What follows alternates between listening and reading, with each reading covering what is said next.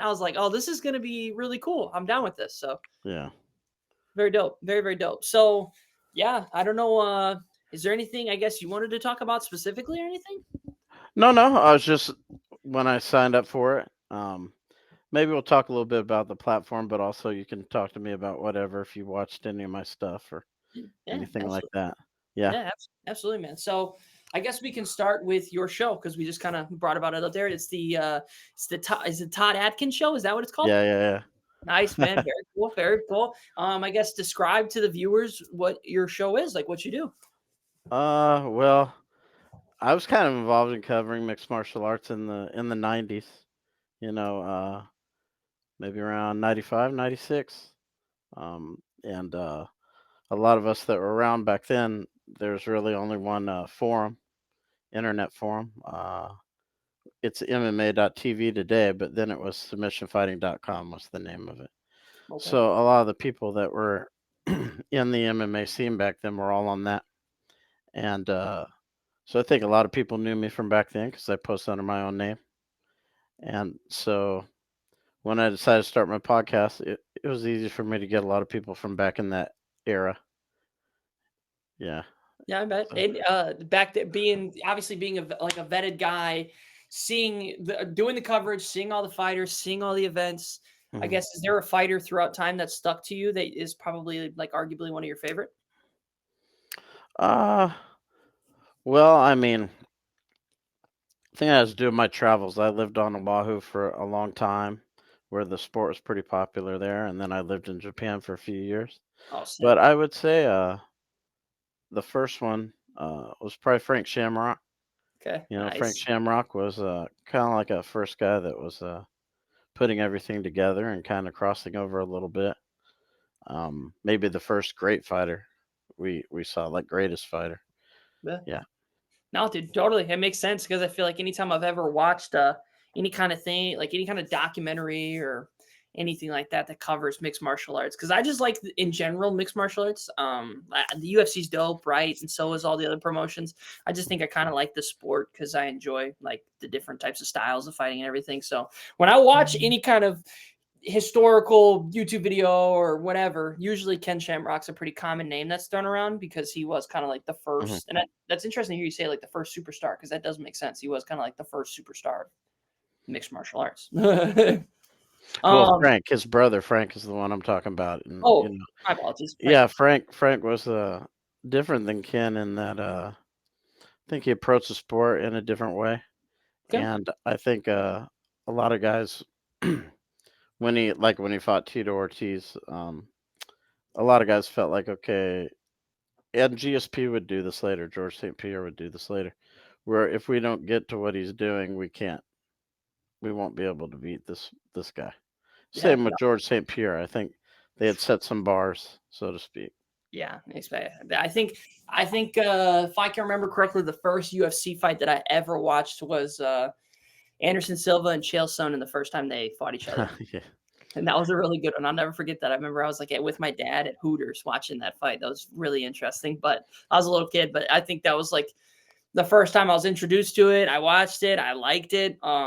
And I remember watching that fight being like, holy smokes, Anderson Silva's getting whooped. And then he Hmm. comes out of the end with submission. And I was like, this is actually kind of crazy. So as a kid, it was kind of fun because everybody is all screaming and yelling and everything. I don't know. You don't really see that at least not when I was watching football or basketball with my dad or even WWE. It was never like anything like that. So, um, I couldn't believe it, because Chael was like I don't know how many seconds, 20 seconds, 30 yep. seconds Close.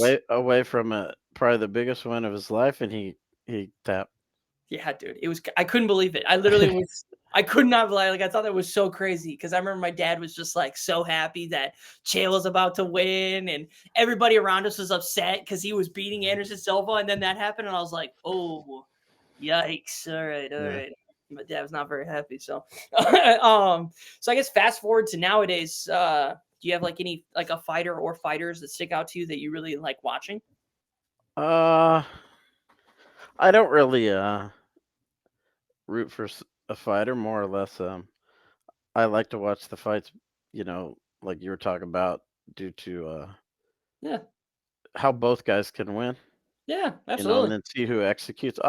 I'm pretty fascinated with the Eastern European fighters, the Dagestani fighters, Yep. Chechen fighter, Kazakhstan, these guys, because in Japan I wrestled for about Okay. 3 years, and I wrestled with a couple of guys, Japanese guys that taught on the base where I was stationed at, and one of them was, he was like, I think he finished third in Japanese nationals in Greco, so he Damn. was built like them, really powerful, and this was back in like 2002.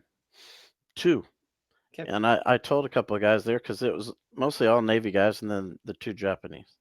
And they taught for free.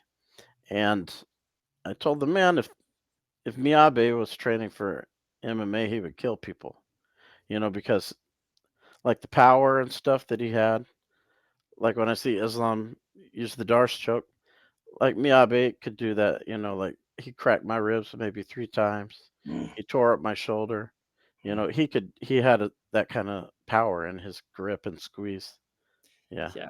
Yeah, it seems like for some reason those guys in particular have like just Hmm. crazy freakish strength. They're Right. doing dark chokes, so they're not even they're just holding it like this. You know Hmm. what I mean? They're not even really doing it. So that's interesting. No, I do agree though. I think it's interesting when you've got guys like that. Also, too, kind of interesting in the sense of they kind of get held to a standard. Nowadays, I think with social media and everything, it's weird and it makes it kind of like that. They're like these three fighters from Khabib's camp or 54-0 or whatever it is, combined record or whatever. So I do think it's like a double-edged sword, because like then all of a sudden now you're holding yourself to like this high standard. Like I gotta go win. You know what I mean? And I think I don't know. I don't know how long you can hold that for. It's kind of it's interesting. But it's not just them. You got these other guys popping up. The two guys I saw in PFL the other night, Oh, yep. I- Ibrahim and Magomedov, I think it was. There you go. Yep. And they also have another guy, Shamil Musayev. And Okay. all these guys are, undefeated or pretty close to it. And you got guys like Shavkat and some of these other people. There's Yeah. so many of them, and it's almost like I kind of referenced to Moneyball, where they were saying, okay, the Yankees and the Red Sox taking all our players. These guys, it's almost like they've set the bar now, and Yeah. everyone else is like, how do we defeat these guys? Oh yeah, dude. Because definitely there was a time, not even I would say like over a year ago, where those guys were about to get their title shots and everything, and then I feel like there's like this like oh my god, if they fight the champion, they're gonna kill them. Like they're gonna beat the Mhm. champion, they're gonna hold the belt. So yeah, I do agree. That's kind of wild. I heard you say Shavkat. I'm interested to pique your like kind of poke your brain. What do you think about that matchup between MVP? Venom Page. Oh, Yeah. no, I'm sorry. I'm sorry. I'm talking about Shopcott's completely different. I'm talking about the pirate. Oh, yeah. Uh, oh my gosh. Here, I'll look it up right now. I'm gonna look it up. Yeah. Yeah. Shara. Sure. Yep, Shara Putin. What do you think about Well, that match? he's interesting. I mean, not everyone from Dagestan is wrestling strength. Even Umar had said when he first came to AKA, his grappling wasn't good at all because Mhm. he was more of a Muay Thai base, and I think Usman too shows maybe a little bit more of a striking base than a wrestling base. He can wrestle, but I think their strength isn't in the wrestling like Khabib's, where it's a one track, boom, boom, boom, boom, boom. Oh yeah, And so yeah, he's a good striker, but I wonder how he'll look if he gets up against someone who's high level in yeah, wrestling. oh yeah, But yeah, he's dangerous and he's tough, yeah. like they all are. Bro, seriously, Yeah. I think that's an interesting matchup. I'm kind of excited to watch that just because I don't know. I mean, yeah, MVP beat. I mean, I don't. I leaned off of the Kevin Holland train a while ago, but watching him beat up Kevin Holland, I was like, man, this guy is not playing around. He's the real deal. So I'd be interested just to see a matchup like that with two strikers because I don't know if I've seen Shara really wrestle too much, to be honest. He's a little he is a little loose standing up, he's a little hittable. So Yep, it'll be interesting to see how he can handle that part of it. absolutely. If he gets against someone who's really laser tight. Yeah. What do you think about Justin Gaethje and Dan Hooker? That's another matchup I'm really excited for. Mm, I know Hooker's got a little better, but I don't know if he has it in him to beat Gaethje. Dude, I don't think so either. Maybe he does. I mean, he had a war with Poirier, a pretty good fight with Poirier, but I, the fights when he gets up to these level fights, Poirier Gates, you guys who are in title contention, that's when he doesn't win. Yeah, yeah, and I think on paper that looks like a fun matchup, but I do think if you kind of looked at it, I would agree the same way. I think Justin Gaethje's kind of in a different type of league, necessarily not Mm. necessarily, I don't know if that, but you know what I mean. Like I think you see Dan Hooker maybe a little exposed kind of there, but I don't know. Just some. I just wanted to pick your brain on some matchups. I kind of am excited to Yeah. see within the next 2 to 3 weeks or whatnot. So, so I guess jumping back to Millions and your show and Hmm. everything. Did Millions reach out to you to kind of join and kind of just do some interviews and stuff like that? Yeah, they did. But I was already doing stuff on YouTube a lot, Yep. so I didn't know like if I should use this and that kind of thing. So what I was doing was just taking stuff from YouTube and putting it on here. Yeah. Um, Absolutely. but I see a lot of people just using the platform. Yeah, I Yeah. think it's an interesting platform. I tell a lot of people about it. Like it's I think the functionality of it and what they're trying to do with it is pretty interesting. Yeah.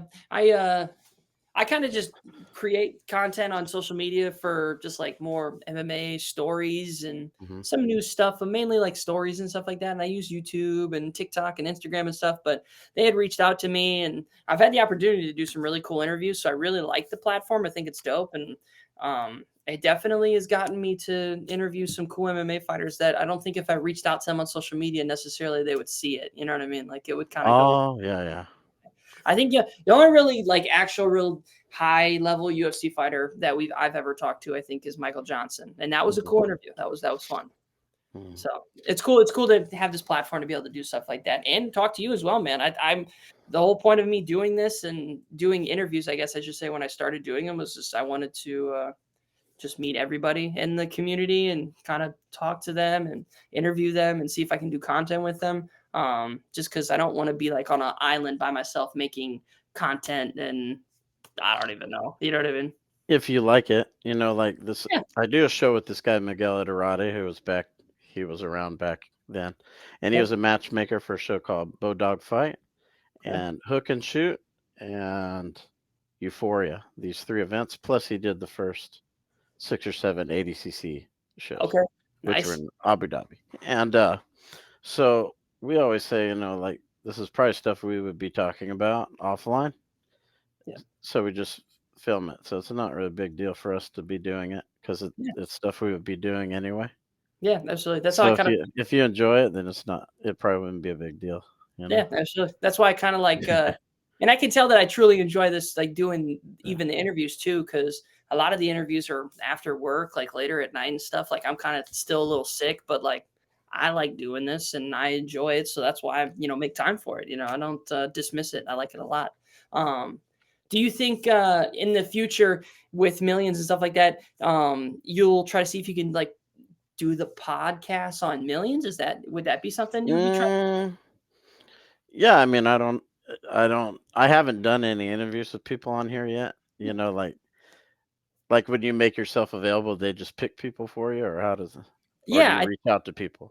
that's kind of how it's worked for me so far. I did talk to them last week. I said, like, is it possible, like, maybe I can throw some names across your table and maybe in the future within the year you can help me out?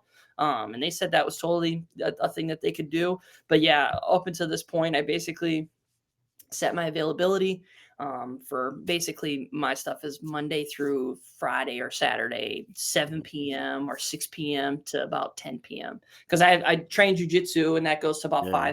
5:30, and then I gotta like shower and stuff. So like I put that window at 7. So a lot of times, a lot of my interviews are like 7 on. But yeah, they usually I get an email and it just says, hey, your interview's scheduled. And what's really cool is after this conversation, I don't know if it's AI or if they have somebody go through and cut the clips, but they have somebody Yeah. cut the clips pretty dang quick, and then they make like themes out of it. So like if we talked about the matchups, they would cut that and they would label it like matchup predictions or something Mhm. like that, and you'd be able to reshare it. So it's kind of cool. It's really dope. Yeah, they've done some of that with mine that I took from YouTube and put on the platform. They cut them up. I do Nice. that anyway. I Yeah. make a lot of short videos, but yeah, they did some of that. So with content creation, have you just been you've been creating your own content now for since you've been doing your show? Mm, I think it started during COVID time. Yep. But not because I wasn't working. I was. Yeah. But I I think I had seen this guy. His name Taekwondo artist on Instagram, Okay. and he used to do a lot of, he'd do a lot of stuff with fighters. I saw him interview Andy Sauer, who was a guy I saw fight a lot in Japan. Okay. Andy Sauer was a great kickboxer, K1 champion, Max K1 Max champion, and shoot boxing champion, and taekwondo artist. I think he's from somewhere in Europe. He can speak multiple languages, and he'd always come on Instagram Live, and I was like, I can do that stuff, because I Oh yeah. know a lot of people, and so that's kind of how it started, I guess. No, hell yeah, dude, absolutely. Yeah, I feel like I thought about the idea of creating content around based around mixed martial arts now for a little bit, but I was kind of I wouldn't say nervous, but I think I was just so hyper focused on like to make sure it looks cool, make sure it looks cool, and Mm, really in our reality, I needed to focus on just creating it and doing it. So that's kind of what mm, I've been doing is I got past that phase and whatever it looks like now is how it looks. But now I'm focused on doing interviews, making mm, content, and just doing it because I feel like the more I was like, I'll start making videos once I have a logo or I have a cool name or whatever. It's like, dude, who cares? You know what I mean? Like, if you make yeah, cool content, then people are gonna watch it. So, yeah, yeah, for sure. but I heard you mention ADCC. What have you been paying attention last year with ADCC and CJI? Yeah, yeah. I watched the Craig Jones the Invitational. Nice, me, I didn't me. watch the ADCC, but I watched the Craig Jones because it was just readily available. Oh yeah, dude. And yeah, I thought it was a good event. They had a different, they had the pit kind of platform. The mats kind of like karate combat. Yeah, Um, and yeah, I thought it was interesting to watch. Um, yeah. Oh yeah. but it's hard to set, from one no-gi format to another. It is a little bit hard to set yourself apart. But they had the tournament, kind of tournament format, and yeah, I thought there were some good matches, some impressive. Nick Rodriguez obviously was impressive. The guy he went against in the finals, the Australian guy. I'm trying to think. Yeah, I can't remember who he even went against. That's crazy. It's not. It wasn't Michael No, it Pixley. wasn't Nick who went against the Australian guy. It was Cade Rutola. Yeah, Rutola. yeah. Yeah, Levi. He went yeah, against that. Yeah, yeah. And so yeah, I thought the formats were cool, and guys wanted to do it, like Rutolo, and oh yeah, some of these guys who have some. They didn't have as many big names as ADCC still, but if they can show that they can do it again, they did it once. If they show that they can do it again and maybe one more, then I think more people would jump on. Just kind of like you see with MMA promotions like GFL, they're going to have to show people something, yep, yeah. or I don't think people are going to believe it. Although there were people who signed up for it, they drafted people and whatnot. But Oh yeah, absolutely. I think people want to show me what you can do, Yeah, and and same it's with cool. PFL. Yeah, absolutely, and it's cool because with those different type of promotions, I feel like we get to see a different product. Like for me, I really enjoy watching Karate Combat. I think Karate Combat's kind of like interesting. It's in a cool pit. The presentation's kind of dope, and the matchups are getting there. Right, I feel like there's some guys in there. Sorry, and so the matchups could get better, but also too bare knuckle boxing. I feel like bare knuckle boxing is kind of like one of those things where it's on the up and up too. I like watching it mainly just because it's a very explosive, you know what I mean? But also too, they've got some ways to come. I think Karate Combat is like maybe sniffing one. I feel like right now the hierarchy is probably like UFC and then like one and PFL are kind of battling out, and then everything else kind of trickles down. But yeah, no, I don't know. I like those other promotions though. It's really cool. They're exciting. The only problem is, like one PFL. Anytime you start a promotion, it really comes down to your passion. Like Miguel always says this, how long are you willing to lose money? Because you're going to Yeah, lose money for a while. Even the UFC, they lost like 47, 48 million yeah, before they turned around. yeah, And one, I don't think they still haven't made money yet. And even though they have incredible events, watch some of those Thai fighters, and they have some incredible fighters, yeah. Oh yeah, guys that have fought 400, 500 times, like Rod Tang and some of these guys. Yeah, And their skill is just extraordinary. Kind of like the wrestlers from Dagestan. They mastered a skill. absolutely. What Mastered. how'd you think how that shook out between Merab and who did he fight? Umar. Yeah, I mean, I thought Umar did good, maybe the first 3 rounds, but I don't think they took um, Khabib's team. I don't think they took getting tired into consideration. They just thought, okay, he's going to fight his fight and he'll win, and that'll be that. Yeah, Whether it goes the distance or not, he's just fight the way he fights, and that'll be enough. I don't think they really took into consideration Umar could get tired, or we have to strategize for the possibility that he might be able to wear us out. I think they just went in and said, You can do whatever it is, and that'll be enough." And yeah, and he got tired. Um, I mean, he looked good for the first 3 rounds, I'd say, but yeah, he started to wear out. The pace started to wear him out because he'd make him keep defending the takedown over and over again. yeah, And Rob has to stand him to keep shooting these takedowns, just like Khabib did. Like Khabib, you say, yeah, maybe he stopped one, two, three, four, five, six. No. yeah. The That's it. after that, I'll start getting it. Yeah, That's what you're saying about Connor. And oh, yeah. maybe he stops one or two, but then I'll shoot again and again and again, and he'll go down. Dude. I mean, literally, that's exactly what happened. That was exactly what happened with Connor, right? Like the first Yeah, one, he stopped, and everybody was like, "Yeah!" And then it was like 3, 4, and 5 are we're all taking him down. You know what I mean? Like he's not getting up from those. yeah. He Uh, just chained a few moves together. If you watch the opening sequence, like he shot low single, he didn't get that. Then he tried to kind of take the single leg and run the pipe. He didn't get that. And then he kind of switched to double and down he went. yeah, And that was all in one sequence. yeah, dude. And I actually just watched that like I don't know if that was like 2 or 3 months ago. I watched that fight Yeah. because I was with a buddy, but that was kind of crazy. Once he got him down, I mean, Connor is like a fish out of Hmm. water, man. It was crazy. I don't know if it's fish out of water. It's just that they're so high level, Yeah, and the pressure that they could put on you. The wrestlers that are at a level of that skill level, they feel like a building on top of you, and it's almost like you just want out. You want to yeah, quit already. You yeah. know. Remember, we're like, oh, we got like 15 more minutes of this. This is crazy, dude. Oh my god. I Yeah, feel. the strength, like when you do jujitsu, I don't know if you've had some wrestlers come in your room, Yep. and you can feel right away that their physicality and their strength is beyond your own. Yeah, no, I literally so it's very ironic you said that because I was gonna say that like just before of with jujitsu, I could have a guy that comes in and he's a wrestler and he's so good at it, and it doesn't really matter how much technique I kind of know on the standing up at least. Dude, we're in his world, you know what I mean? So I kind of have to kind of adapt to it and just kind of just roll with it, I guess, essentially. Because I mean, once we go to the ground, maybe I still, but again, some of those guys are so strong, have Yeah, such a good gas tank, and they're just like so fluid being on top. You know what I mean? That they're just kind of like no matter where I go, they have a position for their body, and it's like. It's usually like having me hunched over like this. I'm like breathing heavy, like, oh my God, yeah. dude. It's like this guy could physically hurt me, and it's just in training because they're so physical and strong that you're like, holy crap, the first time it happens, it's Yeah, shocking. yeah, dude. It's a You lot. know. It is a lot. It is a lot. I do it took a while to get used to that because there was like 2 or 3 wrestlers that came in like a couple months after I had started, and I was like, "Oh yeah, I know a guillotine," you know what I mean? And I was like, "Sheesh, Mm-mm. man, I got Yeah, some stuff to learn, bro."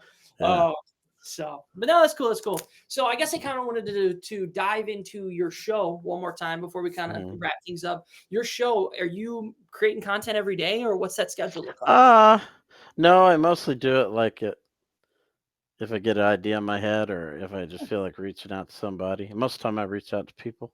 Yeah, Yeah, but I don't just do MMA. I've done some crime stuff. I live outside of Tulsa, Oklahoma, and First 48 films here in Tulsa, Oklahoma. So I've had Dave Walker. He was head of the homicide unit for about 7 or 8 years. He comes on my show sometimes when I talk about some stuff like that.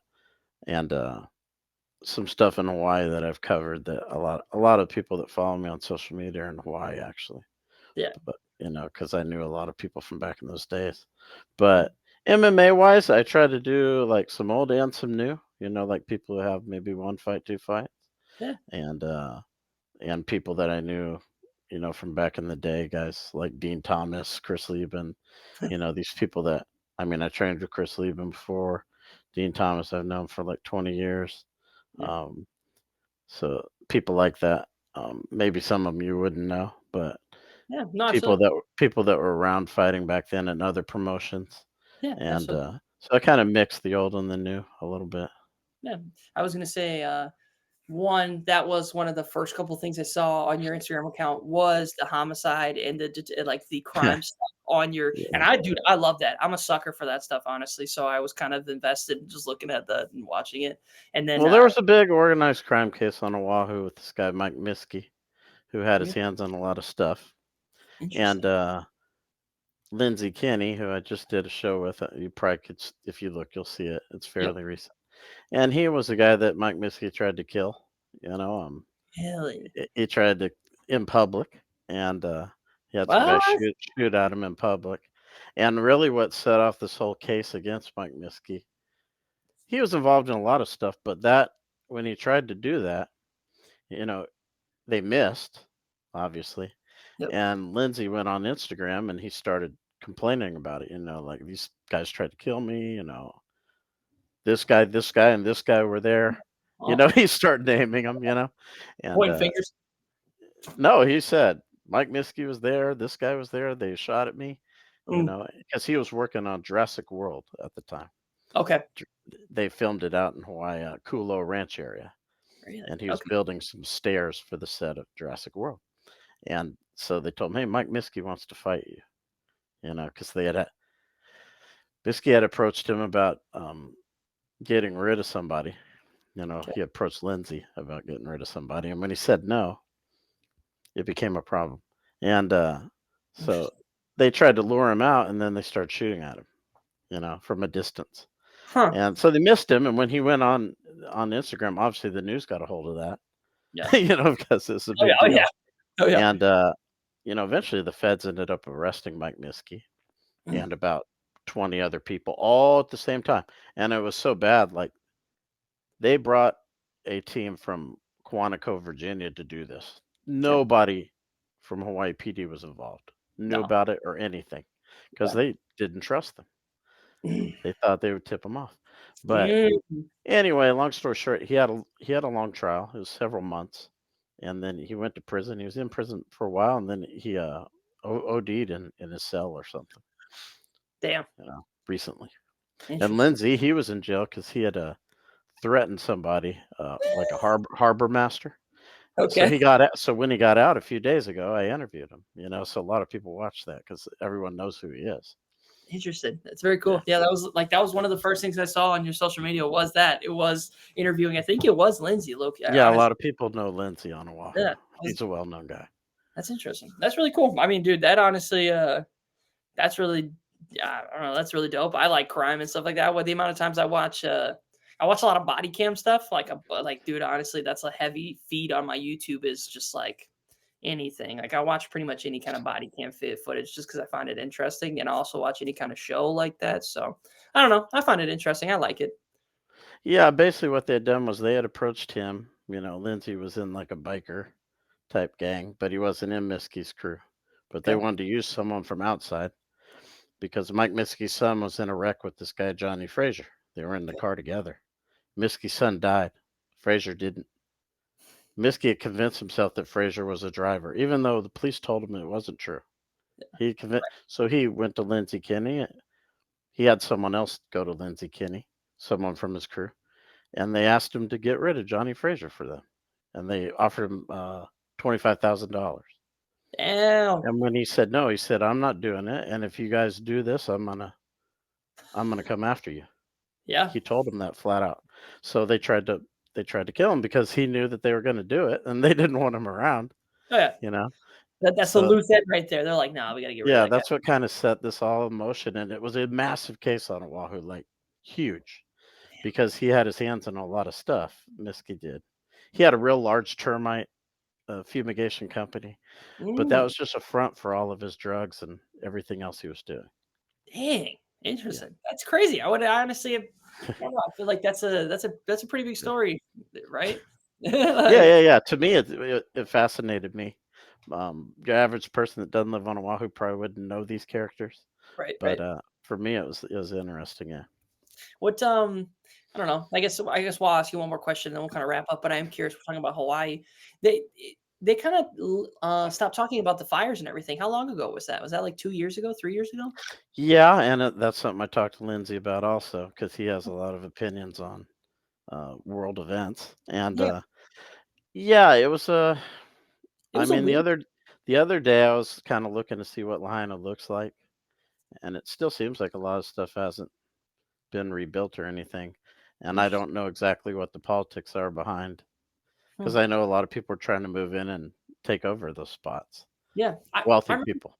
Yeah. Oh, yeah. Yeah. Exactly. And I Yeah. remember seeing something on social media. I can't remember. I knew it was legit too because the guy I follow, it was somebody that I like kind of, I guess you could say trusted, whatever. You know what I mean? It could be very loose, but like he was investing in this company or something where they were building temporary homes for people in Hawaii that were affected by Mm. that. And then they got kind of like they got like botched it, like they kind of put an end to that or something. Something happened and then they couldn't do it anymore. And I was just like, this all seems really weird. You know what I mean? Like, Yeah, Hawaii's a different kind of place, man. And I actually had a guy on my show who escaped the fire.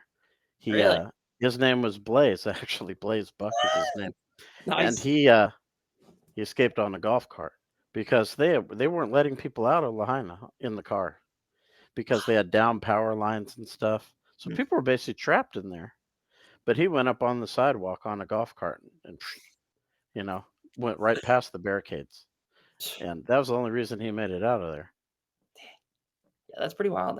That whole thing was just kind of weird and kind of interesting to me. So yeah, I just kind of wanted to see. I just wanted to bring it up and Yeah. ask how long ago that was because I couldn't remember if that was like a year or two ago. But I do remember, yeah, after that happened, there was a bunch of really rich people that were trying to buy all that land up. Where you need to go as an MMA fan is Japan, man. I Japan? lived in Japan for 3 years. Pride was really big at the time I was there. Yeah. But I also would go to like other events like shoot boxing, pancrase, Yep. shuto, all these different events that they have that still exist today. Um, is Ryzen as big as Pride? No, but Yeah. they That's are fair. drawing large crowds. They're Yeah. drawing 30,000 people now, 25,000 people.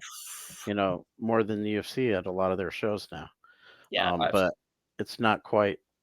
And they had the match between Tenshin and Takeru, which I think had like 80,000 people. And Dang. kickboxing match at Tokyo Dome.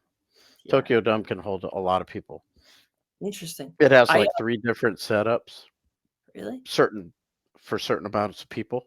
So really. they filled it for the max setup. Tenshin Nasukawa versus Takeru is called the match, and people watch that like you could see people taking pictures that looked like they were a mile away, like you could barely even see the ring, but Dude, it was full. this dome is huge. Yeah. What?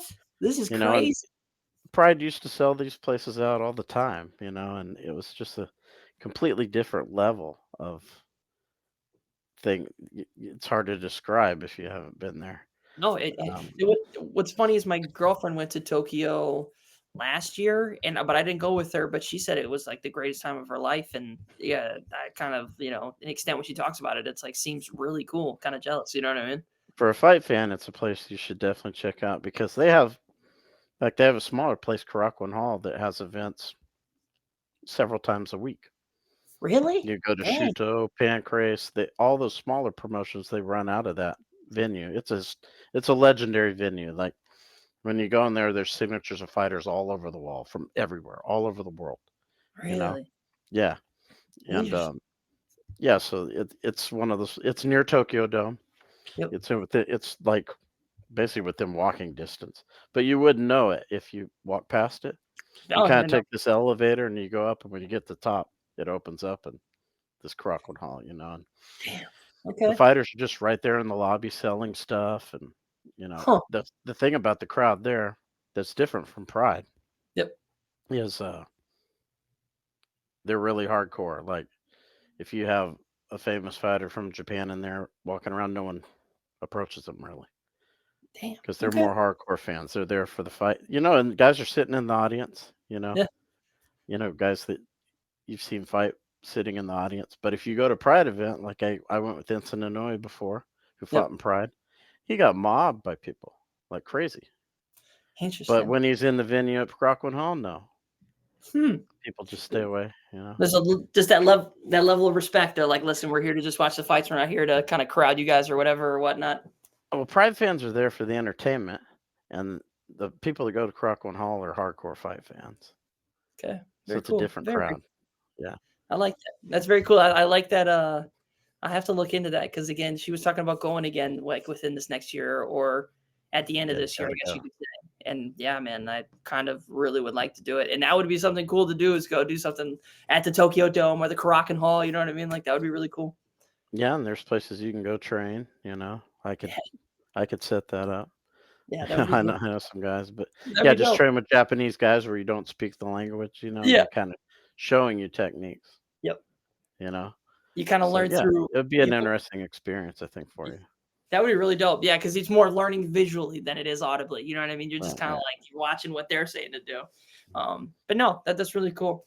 Well, Todd, I mean, I don't know if I have anything really else to talk about or bring up, but I do think it would be cool to kind of continue this conversation. This is my page right here, Takedown Theory. I'll shoot you a follow. I think you commented on one of the pages, and I think you gave me a follow too. So I'll give you a follow, and I'd love to keep this up, man, and just keep talking because this is really Yeah, for sure. Bring you maybe. on my show. Yeah, I was gonna say maybe I can come on your show, or maybe we can Yeah, talk for sure. about like some fights coming up or something. That would be really dope. Yeah, for sure. Cool. Thank you, Todd. Well, again, I appreciate you taking the time, hang out with me, for a little 40 minutes or so. And again, like I said, let's continue this conversation after. Yeah, Takedown Theory on Millions. Oh, yeah. And the Todd Adkins show on Millions too, baby. Let's That's go. right. Yeah. All right, man. Appreciate it, man. Yeah, absolutely. I will talk to you very soon. All right. Take care. Peace, brother.